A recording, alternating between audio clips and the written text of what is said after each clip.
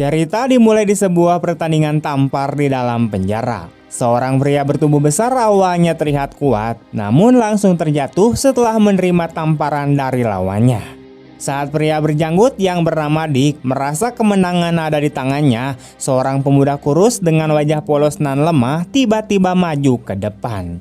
Kehadirannya membuat semua orang tertawa karena mereka menganggap anak muda ini tidak punya nyali. Dick dengan jelas meremehkannya, tetapi pemuda itu yang bernama Hyun-soo tetap percaya diri untuk ikut bertanding. Mereka lalu menentukan giliran dengan suit batu gunting kertas. Sayangnya, Hyun-soo kalah sehingga harus menerima tamparan lebih dulu. Namun yang mengejutkan semua orang, Hyun-soo sama sekali tidak bergeming. Kini giliran Dick yang menerima tamparan. Dengan tenaga penuh, Hyun-soo menghantam rahangnya hingga Dick terhuyung jatuh.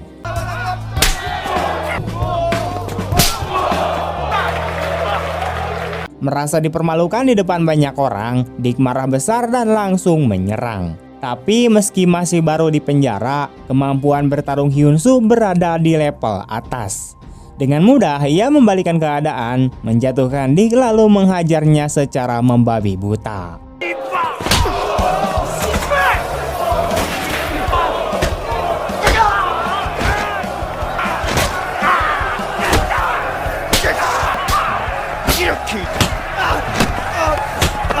Dick hanya bisa terbaring tanpa daya, dan jika tidak dihentikan sipir, mungkin Hyun-soo sudah menghabisinya. Karena insiden ini, Hyun-soo dimasukkan ke sel isolasi, tempat di mana ia pertama kali berhadapan langsung dengan Jae-ho. Bagi Hyun-soo, ada dua tipe orang di penjara, yang bisa disentuh dan yang tidak boleh disentuh. Orang seperti Dick jelas termasuk golongan yang sebaiknya dihindari. Saat Hyun-soo bertanya Jae-ho termasuk kategori yang mana, Jae-ho menjawab dengan dingin bahwa dialah yang membuat aturan. Sejak pertemuan itu, hubungan keduanya perlahan terbentuk seolah mereka memang ditakdirkan untuk bertemu. Keesokan harinya, Pong Chun memberitahu Hyun-soo bahwa Dick dan gengnya tidak akan lagi berani mengusiknya. Hal ini karena sikap Jae-ho yang seolah menunjukkan pada semua orang bahwa Hyun-soo kini berada di pihaknya. Pong Chun lalu menjelaskan mengapa Jae-ho punya kuasa besar di penjara. Ia bukan hanya pemimpin di balik tembok ini, tapi juga bos geng kriminal besar di luar sana. Kekuatannya di penjara didapat dari pertarungan yang diizinkan sipir, di mana pemenang akan jadi penguasa baru. Kebetulan Jae-ho selalu keluar sebagai pemenang, sehingga tidak ada yang berani untuk menentangnya.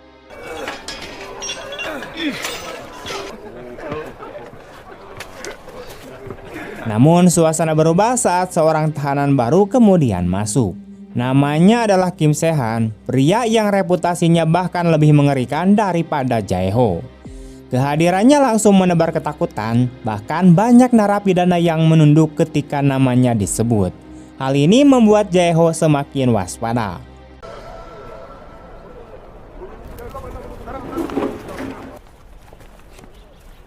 Hari berikutnya, Jae-ho memilih mendekatinya lebih dulu. Ia memperkenalkan diri dan menawarkan kerjasama untuk berbagai bisnis rokok di penjara.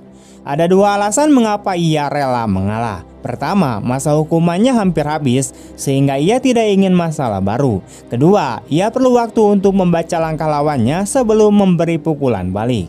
Namun, Se-han sama sekali tidak peduli dengan tawaran itu. Saat itu juga kabar buruk datang di mana Ho Jun, orang kepercayaan Jae-ho, ditangkap dan hampir tewas dipukuli kepala sipir. Dari sini jelas terlihat sipir telah bersekutu dengan Se-han.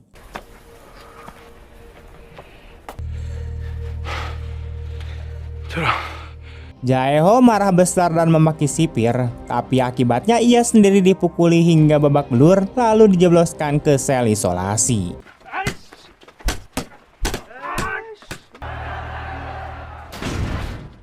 한지호 이 새끼가 독종이라도 곧 아이로는 어쩌지 못할 자 못 오냐.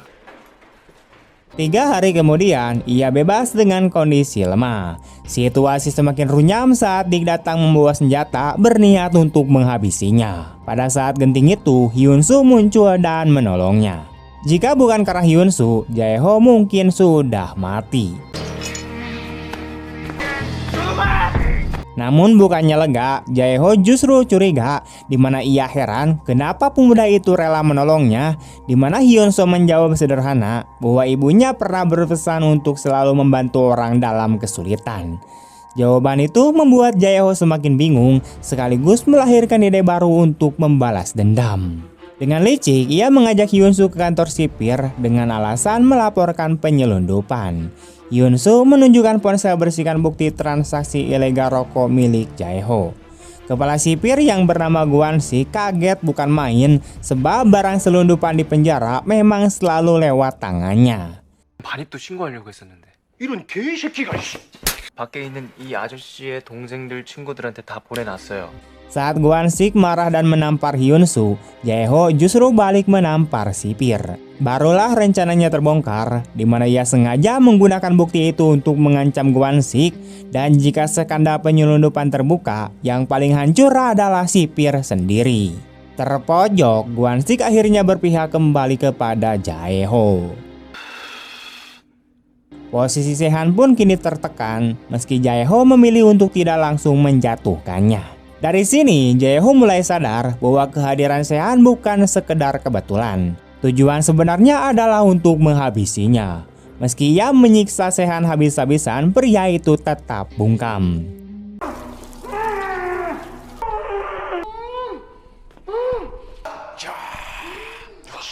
나를 잡으려고 하는 거요. 내가 Sampai akhirnya salah satu anak buah Sehan yang ketakutan buka suara. Ia mengaku bahwa dalang dibalik semua ini adalah Manchon, yaitu bos besar Jae-ho sendiri.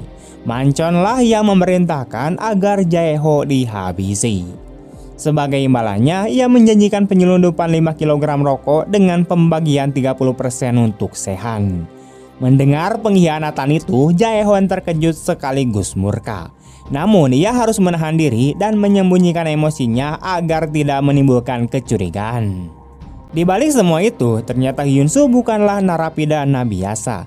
Ia ternyata adalah seorang polisi yang menyamar. Misinya adalah mendekati Jae-ho, meraih kepercayaannya, lalu membongkar seluruh operasi gengnya.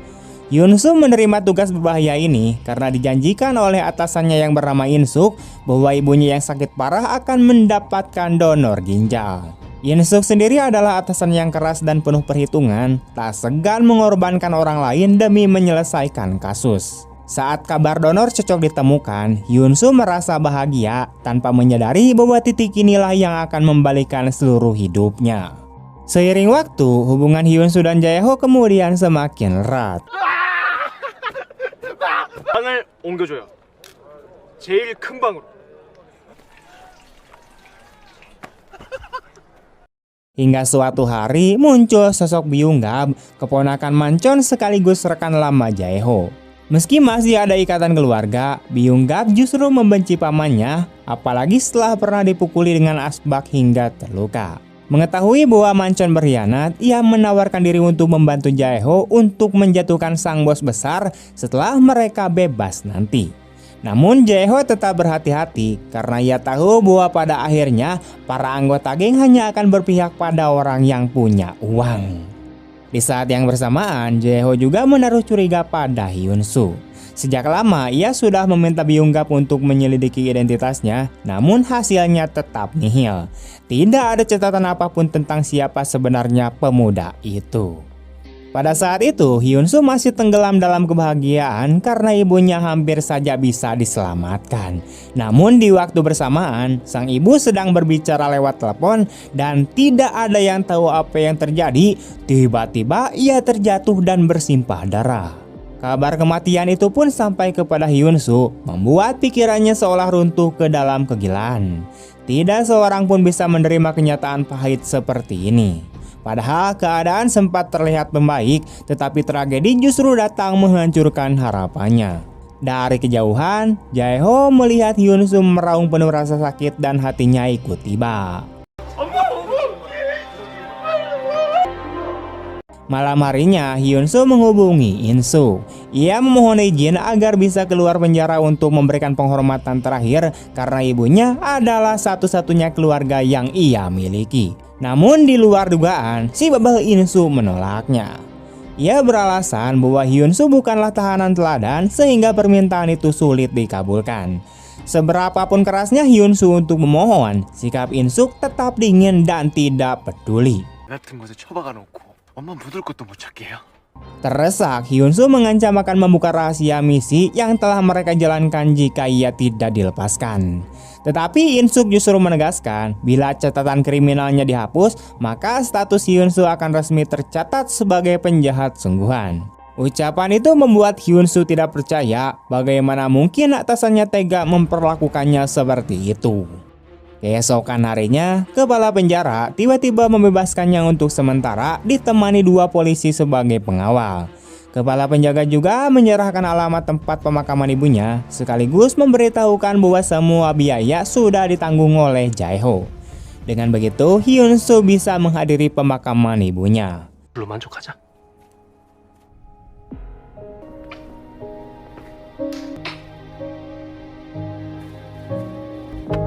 Sekembalinya ke penjara, Jae-ho langsung menghampirinya. Ia tahu di saat berat seperti itu, Hyun-soo membutuhkan seseorang di sisinya. Malam itu mereka berbincang, Hyun-soo baru mengetahui bahwa Jae-ho juga menyimpan masa lalu kelam yang membuatnya menjadi pribadi seperti sekarang. Dari sana, Jae-ho menasihati agar Hyun-soo tidak terlalu percaya pada janji, melainkan belajar merasakan dengan hati siapa yang benar-benar tulus padanya. Dengan begitu, ia akan tahu siapa yang bisa dipercaya. 미안해. 나는 누구는 상황을 믿어야지. Kemudian Jae-ho bertanya apakah Hyun-soo bersedia menjadi juniornya setelah bebas nanti. Hyun-soo menatap pria itu lama, mengingat kembali bagaimana dinginnya atasannya, serta faktor bahwa Jae-ho justru banyak menuntutnya. Pada momen itu, ia tidak lagi sanggup menahan diri dan akhirnya mengungkapkan identitas aslinya kepada Jae-ho karena ia sudah merasa dikhianati oleh atasannya. Waktu pun berlalu, Jae-ho sudah lama bebas hingga tiba hari kebebasan bagi Hyun-soo. Begitu keluar, ia melihat Jae-ho sudah menjemputnya.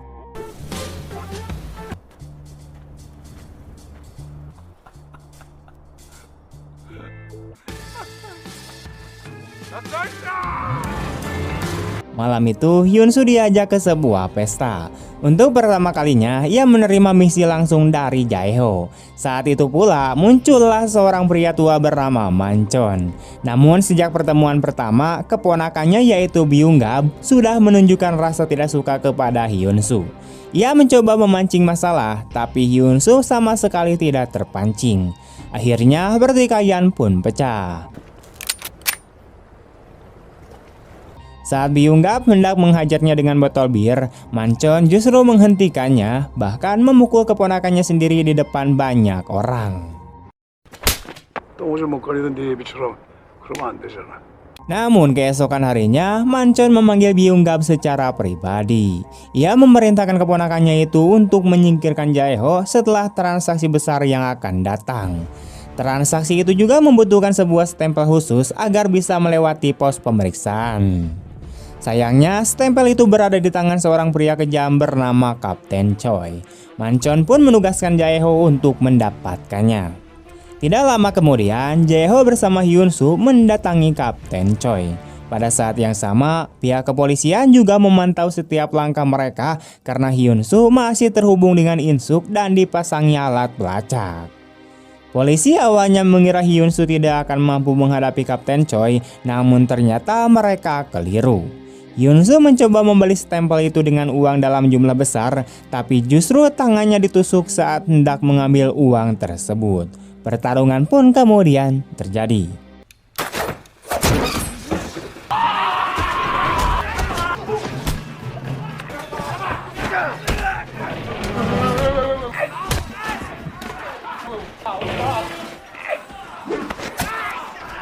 Sementara itu, Jae-ho yang menunggu di luar menyadari ada seseorang yang melaporkan kejadian itu. Ia pun segera masuk. Byung-gab yang berada di luar terlihat tidak senang dalam situasi tersebut. Di dalam ruangan, Hyun-soo berjuang keras melawan lawan-lawannya sampai akhirnya anak buah Kapten Choi datang dalam jumlah besar. Jae-ho akhirnya ikut turun tangan. Ia tak lagi peduli dengan orang-orang di luar, yang terpenting baginya adalah keselamatan Hyun-soo. 가끔 현장 뛰면 재밌어.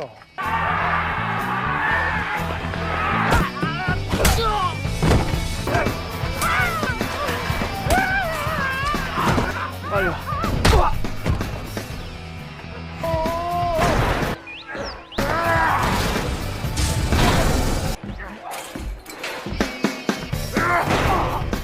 Hyun-soo sempat memukul seorang pria berbadan besar dengan senjata, namun pria itu sama sekali tidak terluka dan malah melemparkannya begitu saja.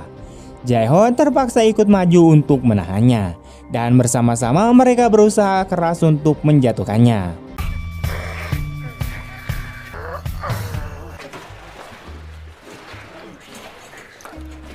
Setelah pertarungan panjang, akhirnya kelompok Jae-ho berhasil mengalahkan lawan-lawannya.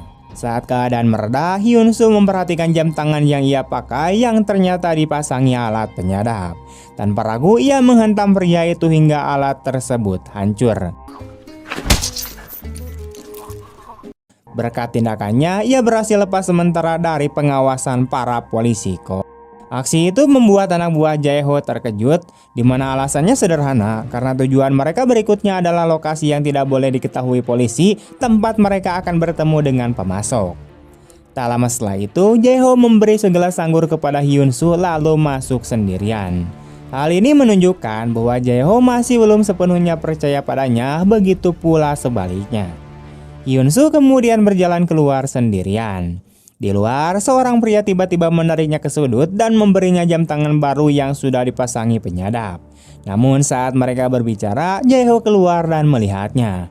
Dengan cepat, Hyun-soo memukul pria itu dan beralasan bahwa ia keluar karena bau di kamar mandi terlalu menyengat, jadi memilih buang air di luar, tapi justru diganggu oleh pria itu. Mendengar alasan itu, Jae-ho malah mengajar pria tersebut beberapa kali lagi hingga Hyun-soo harus menyeretnya pergi agar berhenti. Kenyataannya, di balik semua ini, Hyun-soo dan Jae-ho sebenarnya sudah mencapai sebuah kesepakatan. Dengan kata lain, Hyun-soo kini pada dasarnya adalah seorang polisi yang berada di bawah kendali Jae-ho. Namun Jae-ho masih belum sepenuhnya mempercayai Hee-sun karena hari itu ia sempat bertemu polisi seorang diri. Jae-ho sempat bertanya alasan ia mendatanginya, dan Hyun-soo segera menjelaskan bahwa polisi tersebut hanya datang untuk memberinya jam tangan baru.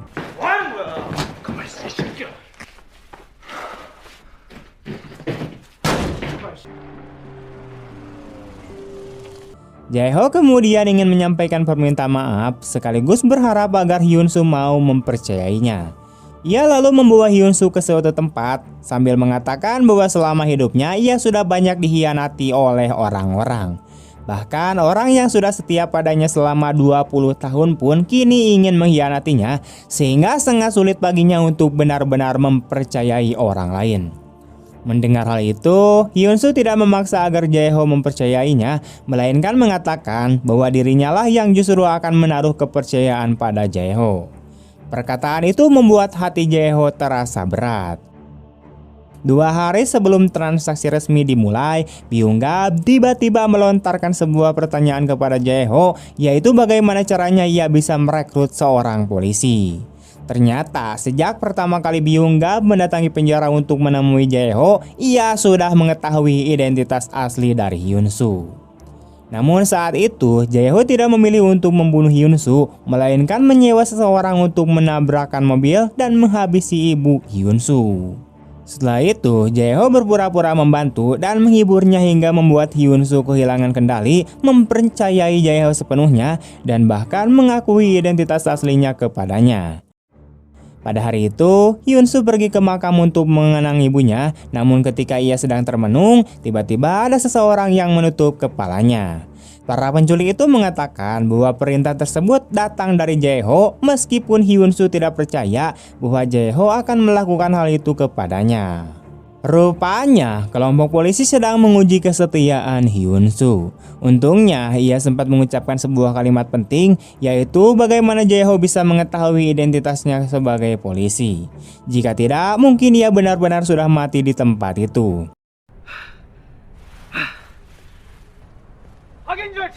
Setelah mengetahui kebenaran, Hyun-soo dipenuhi amarah. Ia merasa dipenjara selama bertahun-tahun dan kini justru hendak dibakar hidup-hidup.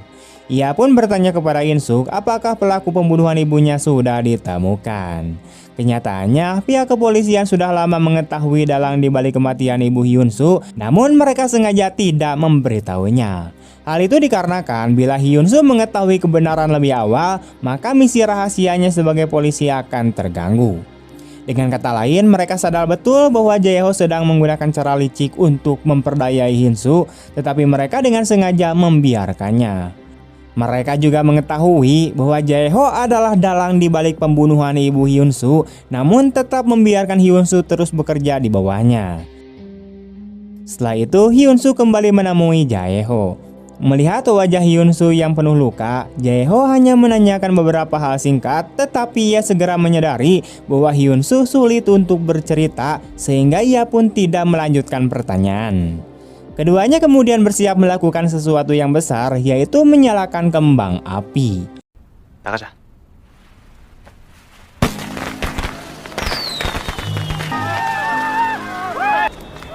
Mereka terlihat bahagia bermain bersama, dan pada momen itu mereka tidak lagi meragukan satu sama lain, melainkan memilih untuk saling percaya sepenuhnya. Akhirnya, tibalah hari transaksi. Hyun-soo menyerahkan informasi mengenai waktu, lokasi, dan pihak-pihak yang terlibat kepada In-suk, meskipun tidak ada yang tahu apakah informasi tersebut benar atau palsu. Lokasi transaksi yang dipilih adalah sebuah kapal pesiar di pelabuhan. Begitu kedua kelompok menaiki kapal, salah satu anak buah tiba-tiba menyadari ada yang tidak beres.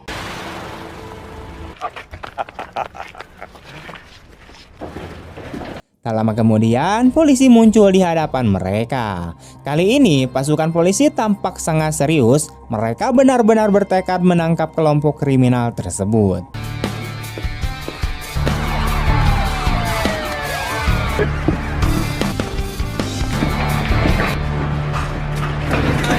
다들 무릎 안 꿇고 이 씨발놈들아. Setelah polisi berhasil menahan para pengkhianat, In-suk maju dengan penuh percaya diri untuk membuka kotak yang disita. Namun ternyata tidak ada barang selundupan di dalamnya. Dengan rasa tidak puas, ia pun membuka kotak lainnya, tetapi hasilnya sama saja, kotak itu juga kosong.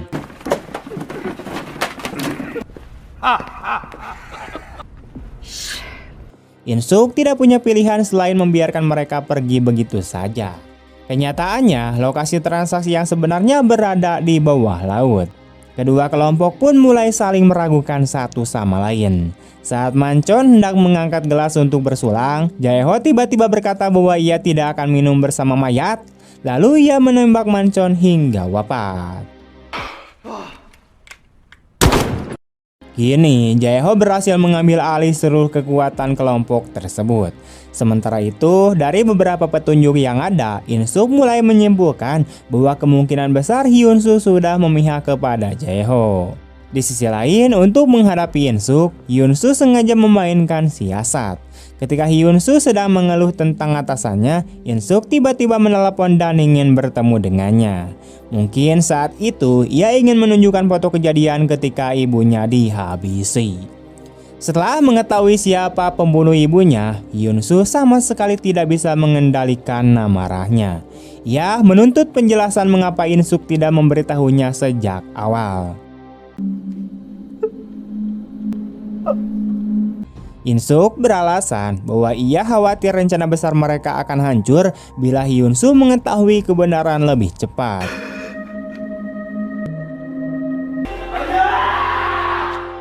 Namun pada saat itu, Hyun-soo sudah tidak lagi peduli pada misinya. Hal paling penting baginya hanyalah membalas dendam atas kematian sang bunda. Satu-satunya pilihan yang ia miliki saat itu adalah mengikuti arahan kepolisian. Hyun-soo kemudian segera menelepon Jae-ho, berpura-pura mengatakan bahwa dirinya sedang berada di bawah penyelidikan internal. Lalu ia bertanya apakah ada orang lain selain Jae-ho yang mengetahui identitasnya sebagai polisi. Pertanyaan itu membuat Jae-ho curiga kepada Byung-gap. Setelah itu, Hyun Soo memberitahu Jae-ho bahwa tim penggeledahan akan datang keesokan harinya untuk menyita barang-barang, sehingga mereka harus segera membereskannya dan membawa kabur barang-barang tersebut malam itu juga. Ia kemudian membuat janji untuk bertemu di tempat lama. Pihak kepolisian sendiri memang berencana memaksa Jae-ho agar lari bersama barang-barang selundupannya, sehingga mereka bisa menangkapnya sekaligus mendapatkan barang bukti. Malam itu, Jae-ho dengan sengaja memanggil Byung-gap ke kantornya. Karena sejak awal Jae-ho memang sudah curiga, maka terlepas dari apakah Byung-gap benar-benar berkhianat atau tidak, ia tetap sulit lolos dari kematian. Byung-gap sampai berlutut untuk menjelaskan, namun Jae-ho tetap tidak mempercayainya.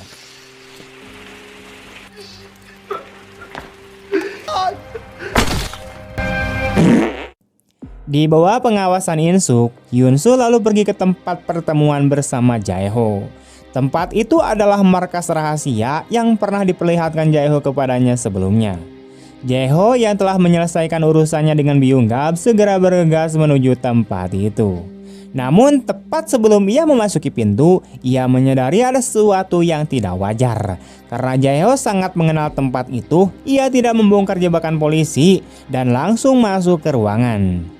Pada saat itu, keduanya tidak lagi berniat menipu satu sama lain.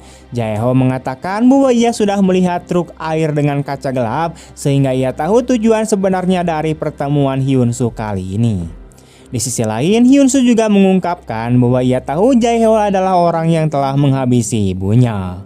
Mendengar itu, Jae-ho langsung mendorongkan pistol ke arah Hyun Soo, namun Hyun Soo yakin bahwa Jae-ho tidak akan membunuhnya karena ia masih membutuhkannya untuk melarikan diri dari kepolisian. 같은 새끼가 감당할 수 있는 사람 아니야.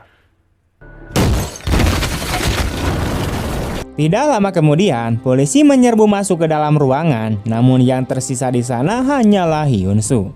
Tiba-tiba, Jae-ho melepaskan tembakan ke arah polisi dari suatu tempat tersembunyi. Ia terus bersembunyi sambil menyerang, membuat polisi kesulitan menghadapinya.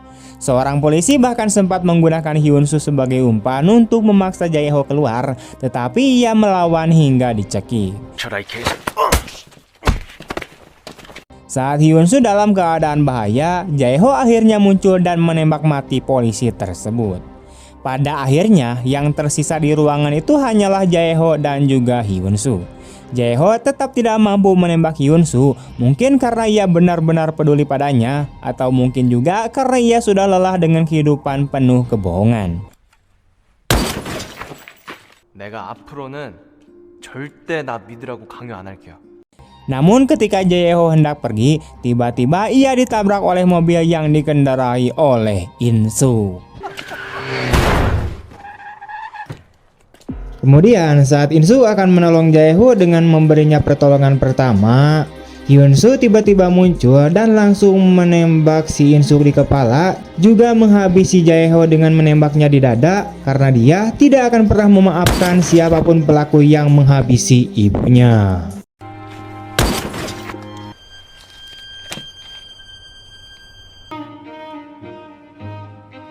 Tamat. Kebenaran terkadang tersembunyi di balik kebohongan yang panjang, dan pengkhianatan sering datang dari orang yang paling kita percayai. Namun pada akhirnya setiap kebohongan akan terbongkar dan setiap kejahatan akan mendapat balasannya. Kisah Hyun Soo mengajarkan bahwa keadilan mungkin datang terlambat, tetapi ia tidak akan pernah hilang. Sebesar apapun luka yang ditinggalkan pengkhianatan, hanya keberanian menghadapi kebenaranlah yang dapat membebaskan kita dari masa lalu. Oke teman-teman, terima kasih telah menonton sampai akhir. Mohon maaf jika masih banyak kurangnya. Dan jika kalian suka dengan video ini, jangan lupa untuk like, comment, share kemanapun kalian suka. Terima kasih banyak telah menonton. Sampai jumpa di video-video selanjutnya. Bye.